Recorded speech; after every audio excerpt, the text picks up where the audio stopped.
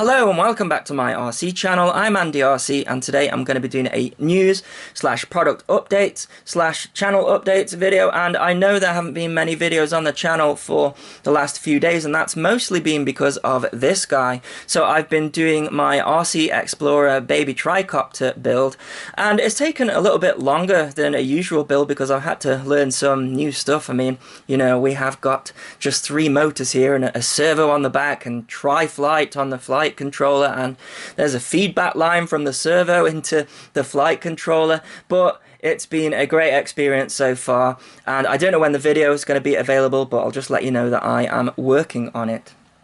So the first product that I want to take a look at is the Runcam Mini FPV DVR. So everything I'm taking a look at today I am going to be doing a full review on, so I guess this is just like a first look.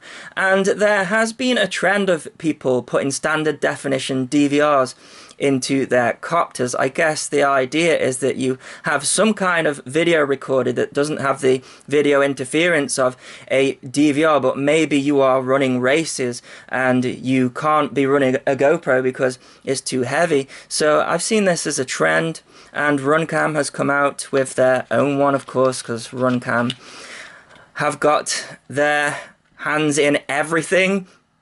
So it's a little 20 by 20 board, and it takes a micro SD card. It's got a 5-volt out on here, so the idea is that your camera goes straight into this, and then you have a 5-volt back that is strong enough to run, what does it say?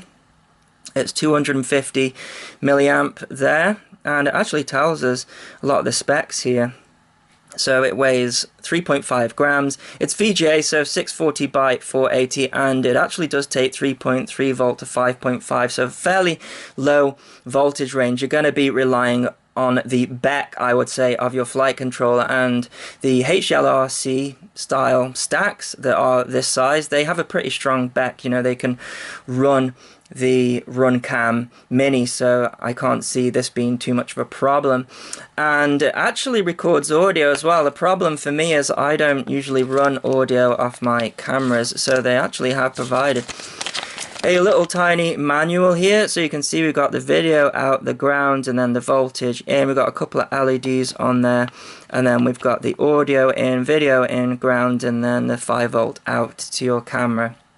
So it does seem like there's no controls to a UART or anything like that to control it at the moment, should I say. I guess it depends on how well it sells here. But yeah, that's a first look of this guy. We have got some mounting stuff as well, so like a Runcam connector in there.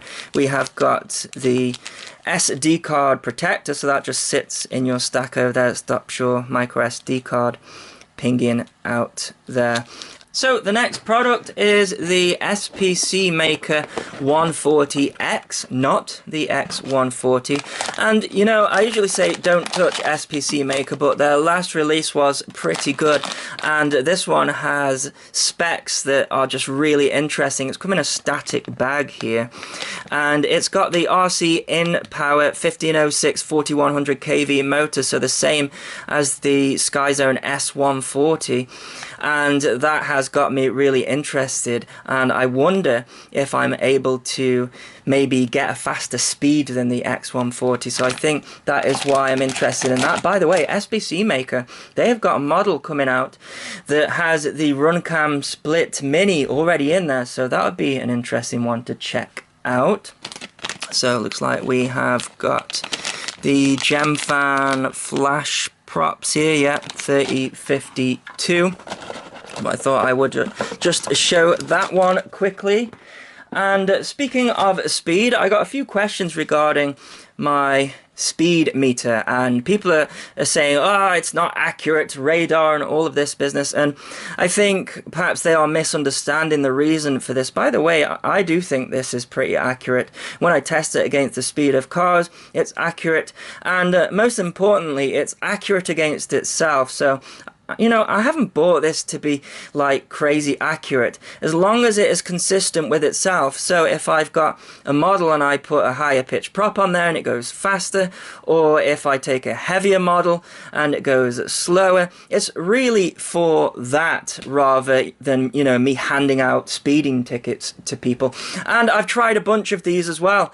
I've got 4 or 5 of them, and this one seems to work the best. You know, it's designed for sports and it's really good at capturing really small objects. Some of the other radar guns aren't so good, and you can only really use them on 5-inch, and it's got a good range as well, so you know, it picks up speeds up to 100 meters.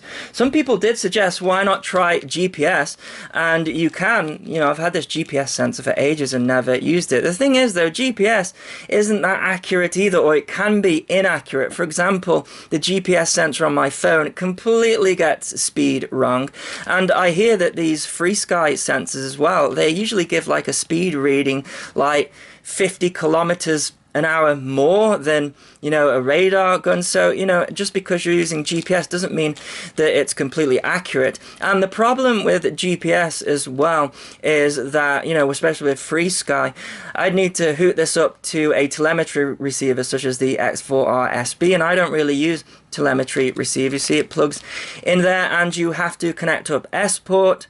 And you know, you've got the actual weight of the sensor as well, and if I was to use like a separate GPS sensor, then you'd be adding the weight on every copter.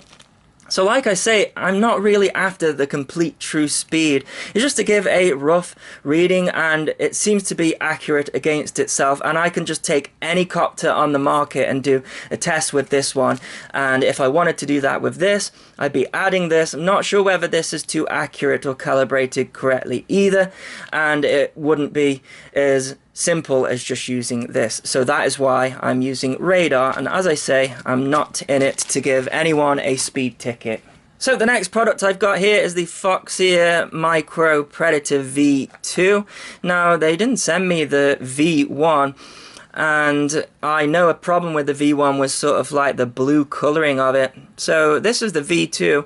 I'm not sure whether they have addressed those issues, but I do have a V1 on my floss style, so I can compare it to that. This one has got a on-screen display on it, so you can do your voltage metering if you don't have like Betaflight on-screen display. And I really like the Foxeer camera. So yeah, it's a CMOS camera, 4x3, and yeah, it seems to be the trend these days. So I've had a couple of requests for RTF models, and this was one of them. So this is the Aurora RC X-Man, and it has very similar specs to the Fury B Dart Max. So we've got a bunch of stuff there. We have got some propellers, so they're 152 high in pitch. Yeah, so Aurora RC diagram in there, and then this is the model here. So we've got the DYS 2205 at 2550 kV motor that was on the Dart Max, and then we've got an all-in-one ESC board. We've got the square buzzer, and the Dart Max was known for having issues with the square buzzer, so I'll see if that becomes a problem. And we've got the VTX up the top there as well, and it looks like this one has got a XM Plus receiver. It does look like though that rather than a CCD camera, it's got a CMOS 16:9 camera on the front, but of course I will check that in the review. And thank you for requesting this one. By the way, if you have any other products out there that you would like me to get in, then put it in the comments in the below, because I can't always keep track of new products. So same again, this is another request, and this is the Waytech Red Hare. It's another 5-inch model. So we've got some props here again, 51, 52. We've got the red ones there. Oh, those are red as well. Similar sort of packaging, actually, look at that. So yeah, we've got a battery mat in there. And let's take a look at this one. It looks very similar to the Holy Bro Coppice, doesn't it? With these arms. Those are really skinny arms. So let's take a look here. We have got the Samguk series. Is that how you say that? Samguk. And they are 2500 kV DYS branded, actually. So There you go. Yeah, I'm not too sure on the specs of this, but again, it looks like we have got a all-in-one ESC board here, and then all-in-one flight controller and VTX on this one. Frame's pretty nice, actually. I quite like the look of that one. Again, it looks like we have got a CMOS camera up the front rather than a CCD camera. Once again, I don't know why they're doing that, but perhaps the people buying these bind and fly models here, maybe they have the cheaper 16:9 visor goggles. Yeah, also a XM receiver in there. So maybe that's why they do it. I'm trying to figure out why they would say a CCD camera and then give you a 16:9 CMOS camera. But there you go, they are doing that. Next, I've been sent a racing frame. This is from Fossils Stuff. Actually met Martin at Mini Air Show from Fossils Stuff. Really nice guy, and he sent me the Smokey S1. This has been designed in conjunction with Smokey FPV, so I'll be interested to check this guy out. And lastly, some time ago, I was sent the DT140 Space Wolf from GearBest, and I thought I was reviewing the final product, and it turned out that they sent different motors to the customers, and I think that disappointed a lot of people. So these are the 1506 3400 kV, and I wasn't happy with that at all because I thought that wasn't fair. So they've sent me the one that went out to customers. They never told me it was a prototype or anything, and I actually think the motor choice is better. I know it put a lot of people off with having different motors, but when I speed tested this motor, I think it performed better than this one. So we got a slightly higher kV, but a narrower stator. The camera is different as well. I didn't like this camera. It's the same one as the DT160, but yes, I'm going to be taking a look at that. So if you are wondering about my music, then I have created a separate channel for it. That's not to say that there's no longer going to be any music on this channel. It's just that some people highlighted to me that it might not be getting its entire audience on a RC hobby channel, and I agree with that. So I've called it Arc Music. It's an original name, I know, and I'll link it in the below if you are interested. And I've had channels like this in the past, and they've never been successful because there's so many people doing it. You know, if you've got a phone, you can have a music channel.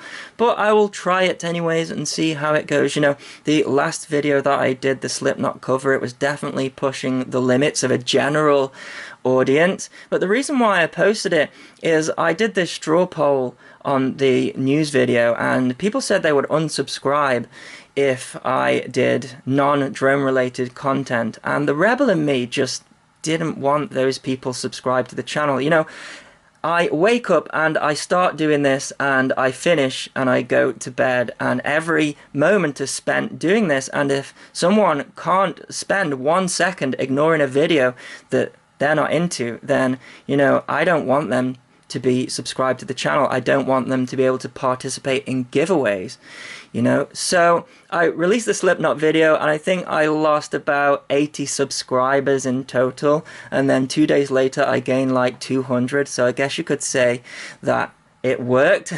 So thank you to everyone who has stayed, and I hope you enjoy my content. And as always, thanks so much for watching. Please continue to subscribe. Cheers.